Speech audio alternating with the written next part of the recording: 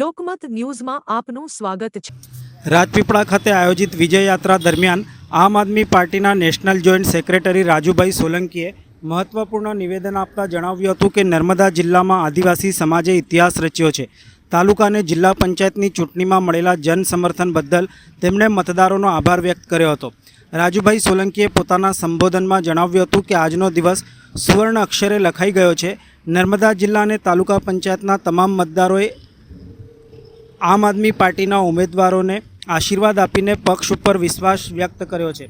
તેમણે કહ્યું હતું કે લોકોનો આ વિશ્વાસ અને સમર્થન પક્ષ માટે મોટી જવાબદારી સમાન છે। તેમણે વધુમાં જણાવ્યું હતું કે ઘણા લોકો એવી માન્યતા વ્યક્ત કરતા હતા કે ગુજરાતમાં ત્રીજી પાર્ટી ક્યારેય સફળ થઈ શકતી નથી, પરંતુ નર્મદાની જનતાએ ખાસ કરીને આદિવાસી સમાજે આ માન્યતાને ખોટી સાબિત કરી છે। મતદારોના આશીર્વાદથી આપે મજબૂત હાજરી નોંધાવી હોવાનું તેમણે જણાવ્યું હતું। રાજુભાઈ સોલંકીએ પોતાના નિવેદનમાં કહ્યું હતું કે ડરાવા ધમકાવવા, દારૂ કે પૈસાની રેલમછેલ જેવી બાબતો વચ્ચે પણ આદિવાસી જનતા ક્યારેય લોભ લાલચમાં આવતી નથી અને તેઓએ પોતાના મતાધિકારનો યોગ્ય ઉપયોગ કરી લોકશાહી મજબૂત બનાવી છે। વિજય યાત્રા દરમિયાન મોટી સંખ્યામાં કાર્યકરો અને સમર્થકો ઉપસ્થિત રહ્યા હતા।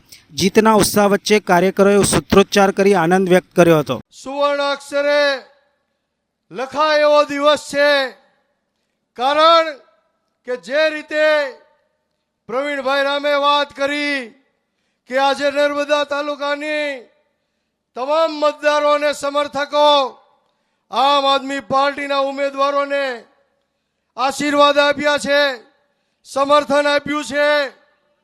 ગુજરાતના લોકો એવું કહેતા હતા કે ગુજરાતની અંદર ત્રીજી પાર્ટી ક્યારેય ચાલતી નથી મિત્રો, પરંતુ તાલુકા પંચાયત, જિલ્લા પંચાયતની અંદર આદિવાસી પટ્ટો, આદિવાસી વિસ્તાર, નર્મદા તાલુકો મિત્રો બતાવી દીધું છે અહીંના મતદારોએ, અહીંના લોકોએ કે ગમે એટલો તમે સામ દામ દંડ ભેદ ગમે એટલી આવી નીતિ અપનાવો, પોલીસને આગળ કરો, પોલીસની ધાક ધમકીઓ આપો, જેલમાં પૂરો, લોકઅપમાં પૂરો, એલસીબી, એસઓજી, પોલીસની તાકાત કામે લગાડો, બુટલેગરોને કામે લગાડો, દારૂની રેલમછેલ કરો, પૈસાની રેલમછેલ કરો, પરંતુ આ આદિવાસી જનતા, આ નર્મદાની જનતા ક્યારેય તમારા આવા ફંદાઓથી વેચાવાની નથી।